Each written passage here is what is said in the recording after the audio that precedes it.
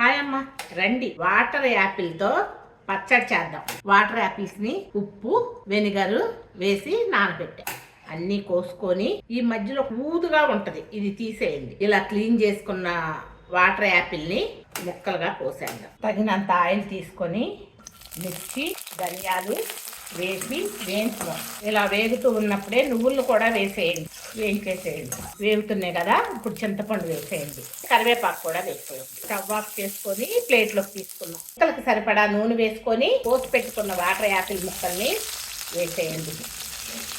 తగినంత ఉప్పు వేసి కార్ తిప్పి లో ఫ్లేమ్లో పెట్టి మూత పెడదాం. మీడియం ఫ్లేమ్ మీద లో ఫ్లేమ్ మీద పెట్టు వేయించానమ్మా. కొంచెం పసుపు వేయండి, సార్ తిప్పేసి ఆరిన తర్వాత గ్రైండ్ చేద్దాం.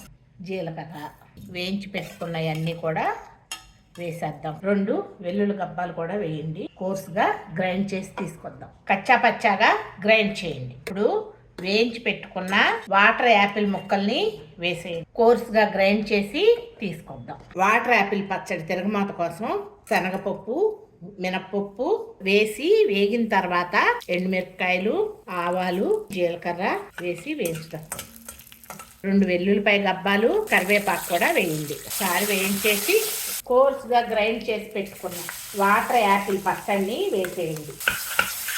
తిప్పేద్దాం. ఈ హై మీద పెట్టి ఇలా తిప్పామనుకోండి, ఏమన్నా నీరు ఉన్నా కూడా డ్రై అయిపోతుంది. టేస్ట్ చాలా బాగుంటుంది. ఇంతేనమ్మా, సింపుల్గా వాటర్ యాపిల్తో పచ్చడి. గుణాల తమ్ముడు పంపించాడు. ఒకసారి చెట్టుని చూసేయండి, భలే బాగున్నాయి కాయలు నిండుగా.